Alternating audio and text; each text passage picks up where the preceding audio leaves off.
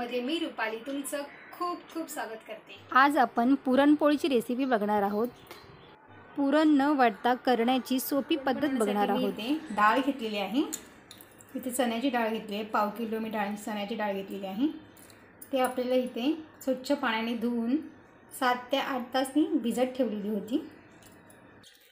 एका भांड्यामध्ये घेऊन आपल्याला कुकरला लावायचे आहे। याच्यामध्ये पाव चमचा हळद टाकायची आहे। हळदीने रंग खूप सुरेख येतो। अर्धा चमचा तेल घालायचं आहे।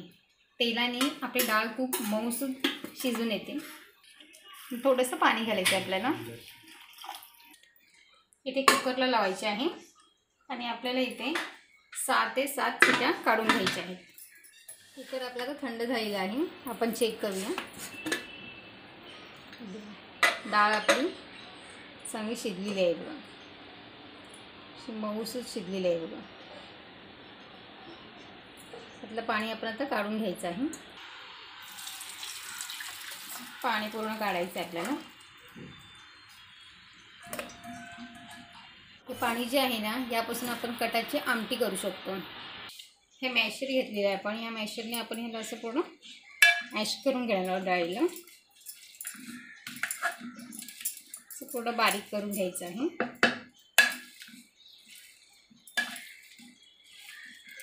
मॅश आपली मस्तपैकी बारीक होते डाळ हे बघा।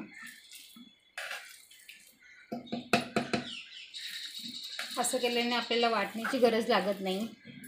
वाटण नाही करता आपण ती डाळ बारीक होऊ लागते।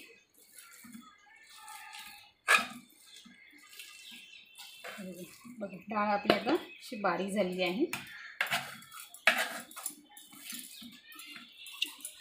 हे बघा झालेलं आहे आपलं आता हे वाटण। असं केल्याने आपल्याला वाटण्याची गरज लागत नाही आहे। हे बघा पूर्ण डाळ अशी मेल्ट झालेली आहे। आता आपण याला गॅसवर ठेवून गूळ घालून घट्ट करून घ्यायचं आहे।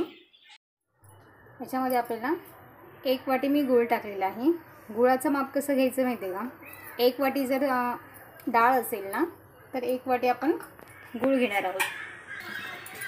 गूळ असं व्यवस्थित आता मिसळून घ्यायचं आहे।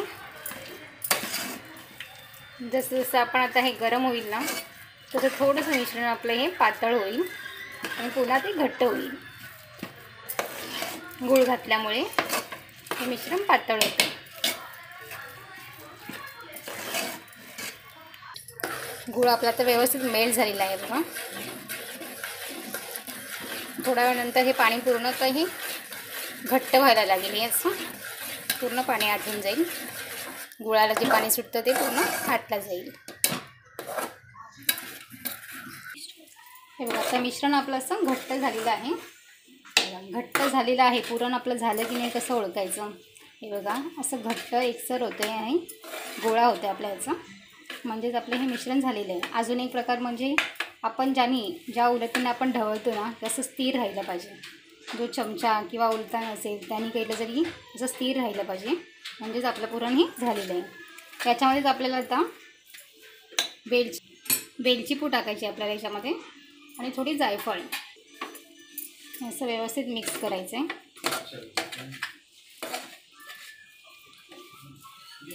तर पुरण आता तयार झालेलं आहे। गॅस बंद करून घ्यायचं आहे। इथे 2 वाटी मी इथे मैदा घेतलेला आहे। थोडीशी हळद टाकायची आपल्याला, हळदीमुळे कलर खूप छान येतो, आणि थोडंसं मीठ टाकायचं आपल्याला। 2 चमचे मी इथे तूप घेतलेलं आहे। तूप थोडंसं गरम केलेलं आहे मी। व्यवस्थित असं हाताने मळून घ्यायचं आहे आपल्याला। जी हळद टाकली आपण ती सर्वीकडे लागली पाहिजे, त्याने कलर खूप पोळीला खूप छान येतो। आणि थोडं थोडं करून आपल्याला पाणी घालून मळून घ्यायचं आहे।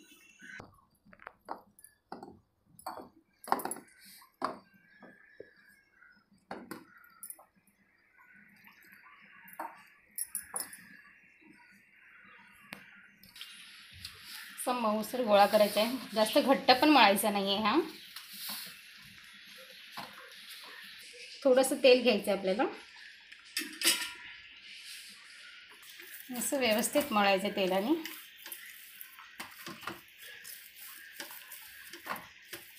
परत आपल्याला आता थोडासा पाण्याचा हात घेऊन मळायचं आहे.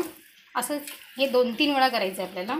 एकदा पाणी आणि एकदा तेलाचा हात लावून मळून घ्यायचं आहे आपल्याला. हे बघा आपलं पीठ आता मळून झालेलं आहे. त्याचा छान गोळा झालेला आहे सगळं. घट्टसर मळलेला नाही आपण असं. तर याला झाकण लावून ठेवून द्यायचं आहे 1 तासासाठी. 1 तास आपलं झालेलं आहे. आता आपण पुरणपोळी करायला घ्यायची आहे. साधारण आपण एवढा गोळा घेतलेला आहे आणि पुरणाचा एवढा गोळा घेतलेला आहे. पीठ आपल्याला थोडं कमीच घ्यायचं आहे. थोडंसं पीठ लावलेलं आहे मी. असं लाटायचं आहे. पारी तयार करून घ्यायची आपल्याला आणि याच्यामध्येच हे आपल्याला सारण भरायचं आहे. आपण जसं मोदकाला करतो ना सेम तसंच करायचं आहे. याचं असं टोक बंद करून घ्यायचं आहे म्हणजे आपलं सारण बाहेर येणार नाही.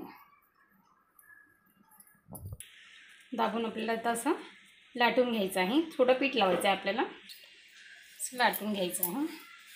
हळूहळू करून लाटायचं आहे.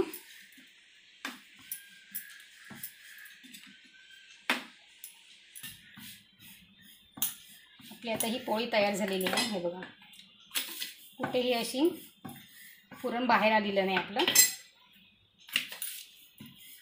असं हळूहळू करून आपल्याला लाटून घ्यायचे आहे.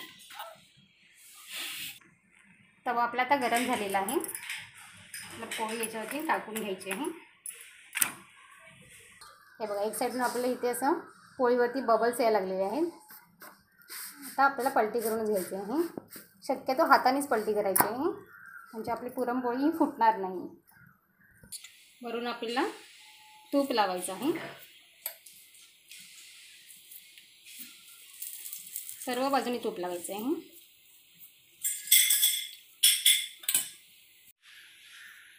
पुरणपोळी आपली कशी ही फुगली आहे मस्तपैकी. पुरणपोळी आपली आता झालेली आहे. आता तयार आहे.